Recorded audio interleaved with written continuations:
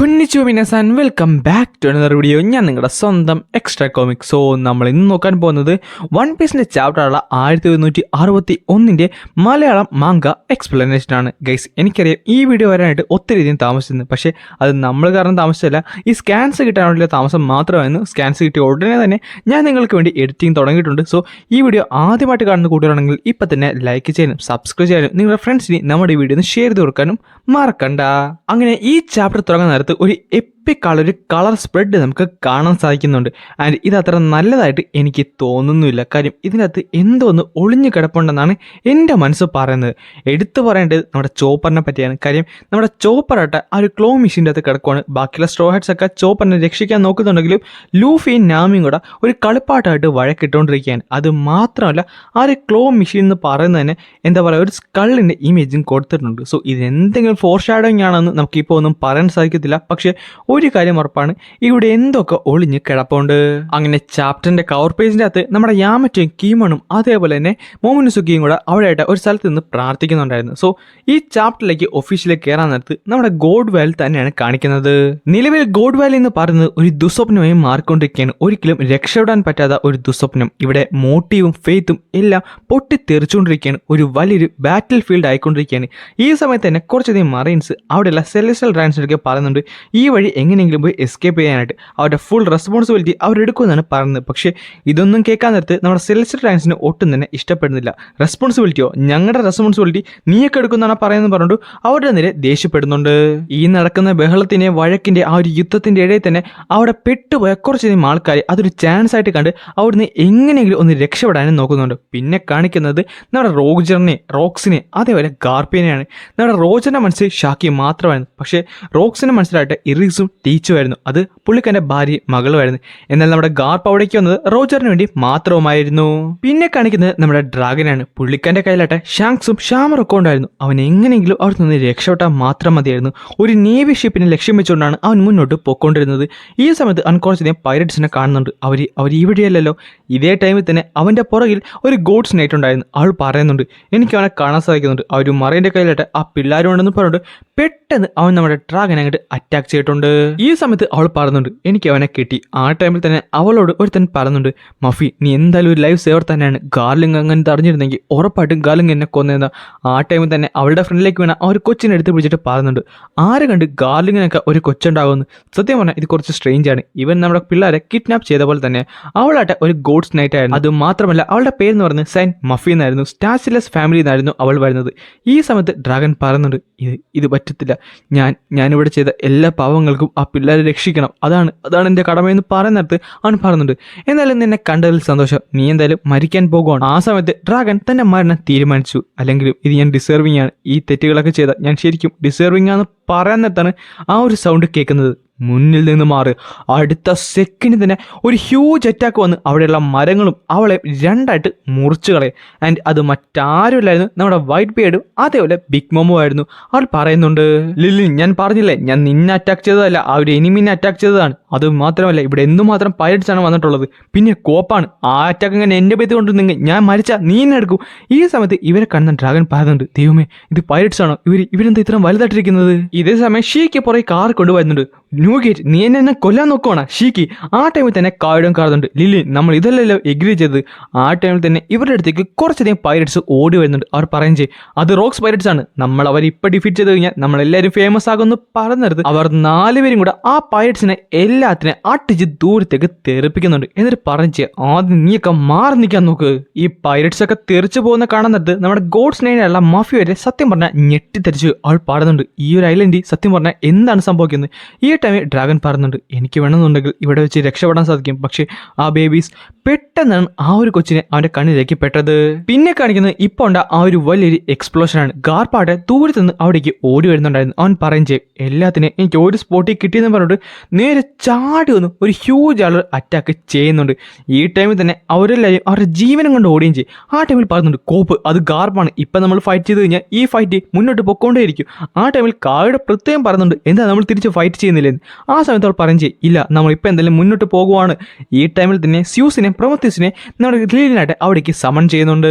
ഈ ടൈമിൽ തന്നെ ഗാർപ്പിനെ നമ്മുടെ ഡ്രാഗൺ കാണുന്നുണ്ട്, അവൻ വിളിക്കുന്നുണ്ട് അച്ഛാ. പക്ഷെ ആ സമയത്ത് തന്നെ ലീലിനായിട്ട് അവർ രണ്ടുപേരും യൂസ് ചെയ്ത് ഒരു മാസീവ് ഉള്ള അറ്റാക്കാണ് നമ്മുടെ ഗാർപ്പിന്റെ നേരെ ചെയ്തിട്ടുള്ളത്. ആ ഒരു അറ്റാക്ക് കാരണം വലിയൊരു എക്സ്പ്ലോഷൻ ഉണ്ടാകും. ഈ ഒരു എക്സ്പ്ലോഷൻ എല്ലാവരും ശ്രദ്ധിക്കുകയും ചെയ്യും. ഈവൻ നമ്മുടെ കുമയൊക്കെ വരെ അത് ശ്രദ്ധിക്കുകയും ചെയ്യും. പക്ഷേ ആ ഒരു എക്സ്പ്ലോഷൻ കഴിയുന്നിടത്ത് നമ്മുടെ ഗാർപ്പ് പറയുന്നുണ്ട്, ലിൻലിൻ ഇത് പോരല്ലോടി, ഇതിനൊട്ടും ചൂടില്ല. ഇത് കാണുന്നിടത്ത് അവൾ വീണ്ടും ഞെട്ടിക്കൊണ്ട് മുന്നോട്ട് ഓടുവാണ്. പിന്നെ കാണിക്കുന്നത് നമ്മുടെ മഫിയാണ്. പുള്ളിക്കാരുടെ കയ്യിലടിക്കുന്നതാണ് നമ്മുടെ ഷാംറോക്ക്. പുള്ളിക്കാരി പറയുന്നുണ്ട്, ആ കിഡ്നാപ്പർ എന്തായാലും മരിച്ചിട്ടുണ്ട്, ഞാനെന്തായാലും ബേബിനെ സെക്യൂർ ചെയ്തിട്ടുണ്ട്. മഫി ഞാൻ എന്തായാലും നിന്റെ ഡെപ്റ്റിലാണുള്ളത്. ഗാർലിംഗ് വരുന്നതിന് മുമ്പ് നീ എത്രയും പെട്ടെന്ന് ഇവിടേക്ക് വരാൻ നോക്ക്. പിന്നെ കാണിക്കുന്നത് നമ്മുടെ ഡ്രാഗനാണ്. അവനായിട്ട് ആ കൊച്ചിനെ പിടിച്ചിട്ട് പോകുന്നതും ചെയ്യും.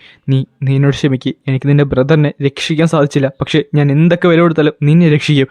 ഈ സമയത്ത് തന്നെ മറ്റു സ്ഥലത്ത് ബാക്കിയുള്ള ഈ സെൽസ് ഡ്രാൻസ് ആയിട്ട് അവരെ കണ്ണി കണ്ട എല്ലാവരും കൊല്ലുന്നുണ്ട്. അത് പൈററ്റ്സ് എന്നില്ല, അവിടെയുള്ള ടൗണിൽ നിൽക്കുന്ന ആൾക്കാരൊന്നുമില്ല, എല്ലാവരും കൊന്നു കളയുവാണ്. ഈ സമയത്ത് തന്നെ നമ്മുടെ മറൈൻസ് റിപ്പോർട്ട് ചെയ്യുന്നുണ്ട്, റോക്സ് പൈററ്റ്സ് ഇപ്പോൾ വരുന്നത് സൗത്ത് ഈസ്റ്റിൽ നിന്നാണ്, എന്നാൽ റോജർ വരുന്നത് നോർത്ത് വെസ്റ്റിൽ നിന്നാണ്. സത്യം പറഞ്ഞാൽ ഈ മറൈൻസ് ഇപ്പോൾ ഒരു സാൻഡ്വിച്ച് ആകുന്ന പരുവത്തിലാണ് നിൽക്കുന്നത്. ആ ടൈമിൽ തന്നെ ഒരു വലിയൊരു എക്സ്പ്ലോഷനുമായിട്ട് നമ്മുടെ റോജറും ക്രൂവും അവിടേക്ക് വരുന്നുണ്ട്. അവർ പറയും ചെയ്യും, ഷാക്കിനെ മര്യാദക്ക് തിരിച്ചു തരാൻ നോക്ക്. ഈ സമയത്തായിട്ട് മറൈൻസ് എല്ലാവരും ഡിഫെൻഡ് ചെയ്യുന്നുണ്ട്. കാര്യം അവർ ട്രഷേഴ്സ് ഒന്നും സേഫ് ആയുള്ള സ്ഥലത്തേക്ക് മാറ്റിയിട്ടില്ല. തൊട്ട് ഓപ്പോസിറ്റ് ക്രൂവിന് നമ്മുടെ റോക്സ് പൈററ്റ്സും വരുന്നുണ്ട്. അതേസമയം തന്നെ എനിക്ക് ഏറ്റവും കൂടുതൽ ഇൻട്രസ്റ്റിംഗ് ആയിട്ട് തുടങ്ങിയത് നമ്മുടെ ക്യാപ്റ്റൻ ജോൺസിന്റെ ആ ഒരു കൈയാണ്. ഇത് കണ്ടിട്ട് നമ്മുടെ കിട്ടിന്റെ കൈ പോലെ തന്നെയുണ്ട്. സോ ഇവിടെ എന്തെങ്കിലും റിലേഷൻ ഉണ്ടോ എന്ന് നമുക്കിപ്പോൾ ഒന്നും പറയാൻ സാധിക്കത്തില്ല. പക്ഷേ ഇൻട്രസ്റ്റിംഗ് ആയിട്ട് എനിക്ക് തോന്നി, അതുകൊണ്ട് മാത്രമാണ് പറഞ്ഞത്. ഈ ടൈമിൽ ഒരുത്തരം അടിക്ക് വരുന്നുണ്ട്. എന്നിട്ട് പറയും ചെയ്യും, നിങ്ങളെല്ലാം പെട്ടെന്ന് പോയി നിർത്താൻ നോക്ക്. അല്ല ഷാക്യുവിനെ നിങ്ങൾ ഇവിടുന്ന് മാറ്റിയില്ലേ ഷോമേസാൻ? അത് പിന്നെ പുള്ളിക്കാരനകത്ത് കയറി നോക്കാൻ നേരത്ത് അവിടെയുള്ള എല്ലാവരും താഴെ വീണ് കിടക്കുന്നതാണ് അവൻ പറയുന്നുണ്ട്. സോ നീ ഇവരെല്ലാവരും ഡിഫീറ്റ് ചെയ്തല്ലേ?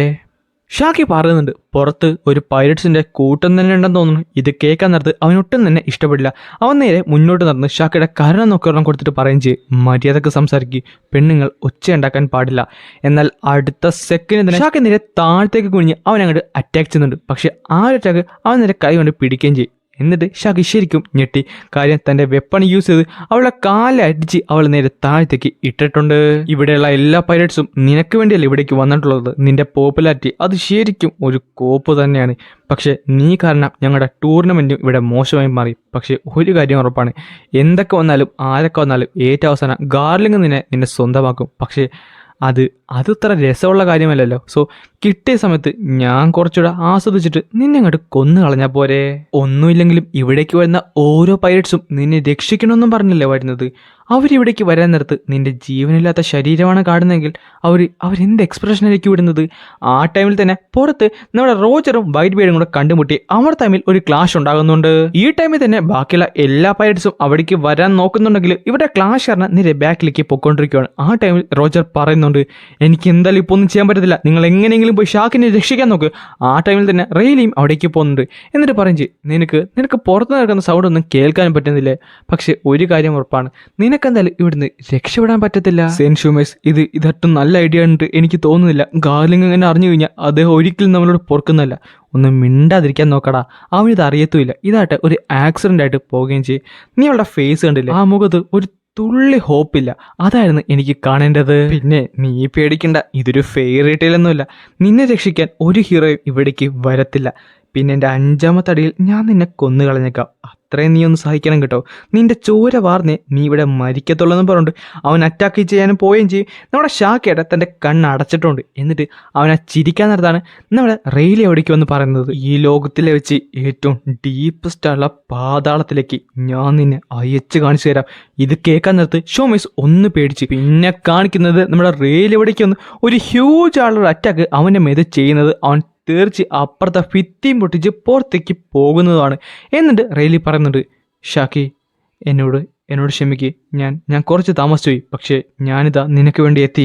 ഇത് കാണുന്ന ഷാക്കയുടെ കണ്ണുകൾ നിറഞ്ഞ് അവളുടെ പെട്ടെന്ന് റെയിലിയുടെ മേത്തേക്ക് വീഴുന്നുണ്ട്. ആ സമയത്ത് റെയിലിങ് പൊട്ടിക്കഴിഞ്ഞുകൊണ്ട് പറയുന്നുണ്ട്, എന്നോട് ക്ഷമിക്ക്, എല്ലാം ഇങ്ങനെയായി തീരുമെന്ന് ഞാൻ ഒരിക്കലും പ്രതീക്ഷിച്ചില്ല. ആ സമയത്ത് അവൾ വീണ്ടും കരയാൻ തുടങ്ങി. ഞാൻ ഒരിക്കലും ഓർത്തില്ല, ഞാൻ ശരിക്കും പേടിച്ചു പോയി. ഈ ടൈമിൽ തന്നെ ഇതെല്ലാം കണ്ടുകൊണ്ടിരിക്കുന്ന നമ്മുടെ റോജറും അതേപോലെ ഗവാനും പുറത്ത് കിടന്ന് കരയുന്നുണ്ട്. എന്നിട്ട് പറഞ്ഞു, മതിയുടെ നായെ നമുക്കിപ്പോൾ ഒന്ന് രക്ഷപ്പെടാൻ നോക്കാന്ന് പറഞ്ഞിട്ട് അവർ വീണ്ടും അവിടുന്ന് രക്ഷപ്പെടാൻ വേണ്ടി നോക്കുവാണ്. ആണ്. അങ്ങനെ ഷാക്കിനെ അവർക്ക് തിരിച്ചു കിട്ടിയിട്ടുണ്ട്. ഒരു പാഷനേറ്റ് ആയുള്ള റെസ്ക്യൂ തന്നെയായിരുന്നു. സോ ഇനി എന്ത് സംഭവിക്കണമെന്ന് അറിയണമെന്നുണ്ടെങ്കിൽ അടുത്ത ചാപ്റ്റർ വരെ നമ്മൾ എന്തായാലും വെയിറ്റ് ചെയ്യണം. നെക്സ്റ്റ് വീക്ക് ബ്രേക്ക് ഒന്നും ഇല്ലെന്നാണ് ഞാൻ അറിഞ്ഞിട്ടുള്ളത്. അതിനർത്ഥം ഈ വരുന്ന ചൊവ്വാഴ്ച തന്നെ നമുക്ക് ലീക്സ് കിട്ടുന്നതായിരിക്കും. സോ അതൊന്നും മിസ്സാക്കിയിരിക്കാൻ വേണ്ടി നമ്മുടെ 2 പേജ് നിങ്ങൾ ഇപ്പം തന്നെ ഒന്ന് സബ്സ്ക്രൈബ് ചെയ്ത് വെക്കാൻ മറക്കണ്ട.